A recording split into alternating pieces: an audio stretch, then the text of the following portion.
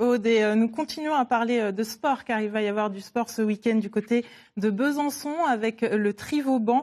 Amateurs et professionnels vont pouvoir s'adonner à la natation, au vélo et à la course à pied. 4 compétitions dont une mondiale. On en parle tout de suite avec David Travadon en direct et en duplex de Besançon. Bonjour et bienvenue dans cette émission. Les inscriptions sont donc ouvertes. Jusqu'à quand les participants peuvent-ils s'inscrire ?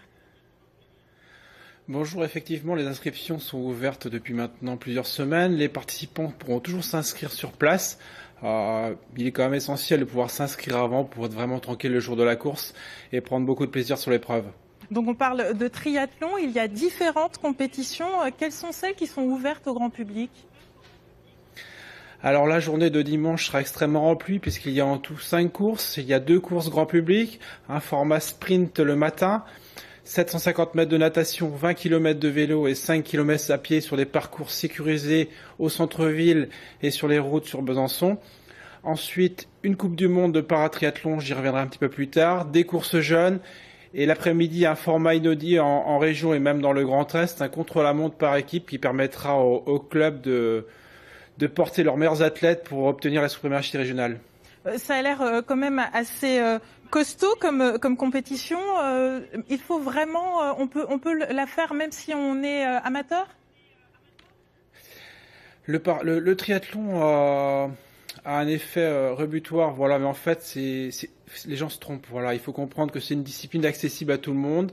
Il faut être en bonne forme physique. Voilà, un certificat médical de non-contre-indication à la pratique du triathlon en compétition suffit et les gens repartent extrêmement satisfaits d'avoir pris part à cette épreuve et bien souvent recommencent derrière. Il ne faut pas avoir peur du triathlon. Oui, il y a à la fois donc des particuliers, également vous le disiez, des clubs qui participent au triathlon contre la montre. Les clubs viennent-ils essentiellement de la Bourgogne et de la Franche-Comté ? Naturellement, la position géographique de Besançon attire les gens du Grand Est. Ce format, je l'ai répété, inédit sur un parcours réservé aux élites, permet aux athlètes de s'exprimer en toute sécurité et généralement les clubs font le déplacement pour ce format en équipe. Il y a également une compétition, le duathlon, mais en plus de toutes ces compétitions, vous en parliez tout à l'heure, une compétition d'envergure mondiale, le paratriathlon. Alors comme vous l'avez dit, le duathlon est réservé aux enfants pendant l'heure de midi et le paratriathlon, donc discipline à Rio à compter de 2016. Nous avons la chance d'accueillir cette année l'élite mondiale à Besançon et vous aurez un spectacle de très très grande envergure et surtout une très très belle leçon de vie. Voilà, nous allons recevoir 60 athlètes sélectionnés sur le volet, 60 demandes d'inscription uniquement, 120 demandes d'inscription, 60 dossards. Donc l'élite sera présente à Besançon. Il force au respect, je vous l'assure. Oui, parce que différents types de handicaps sont représentés. Je suppose que cela demande une logistique particulière.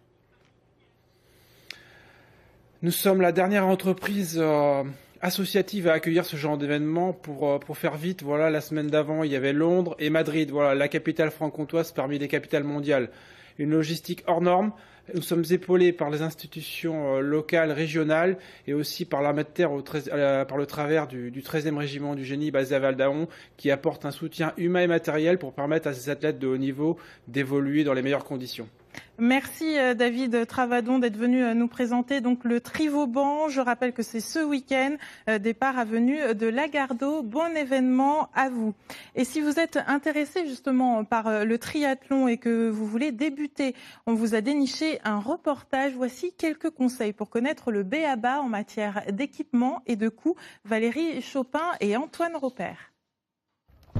Dans la voiture typique du triathlète, il faut de l'espace pour entasser tout ce dont on a besoin pour pratiquer. Combinaison, trifonction, bonnet, lunettes pour la natation, vélo, casque, lunettes et chaussures pour pédaler, sans oublier les baskets pour la course à pied.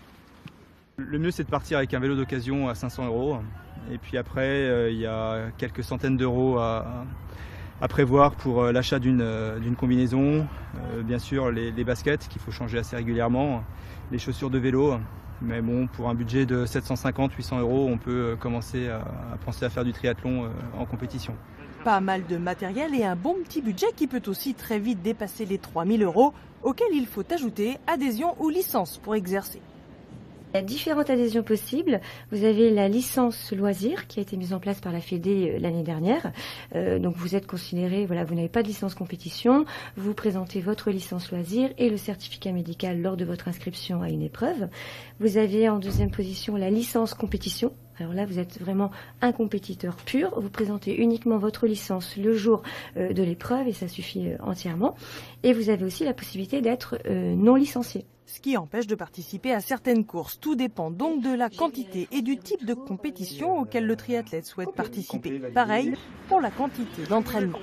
Une 46. S'il veut s'améliorer, le triathlète doit enchaîner natation, vélo et course à pied avec une certaine régularité. Je dirais qu'au départ, il faut partir sur 2 entraînements maximum parce qu'il faut faire attention aux changements de rythme importants et plutôt privilégier l'aspect technique en natation et alterner par exemple une semaine sur 2 vélo, course à pied, histoire de se rendre compte de ce que représentent les 3 disciplines à l'entraînement.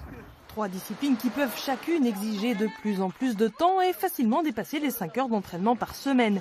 Un rythme soutenu mais varié, c'est le prix à payer pour progresser.